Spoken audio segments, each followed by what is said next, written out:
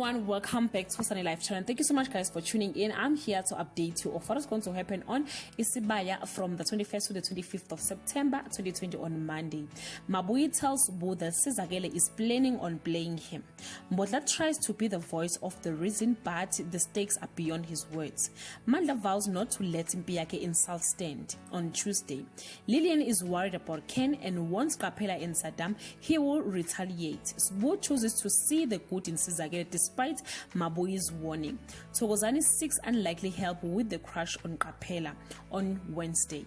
Record Mkabayi tells Kaleni she wants him to drive her and the kids down to BBZ.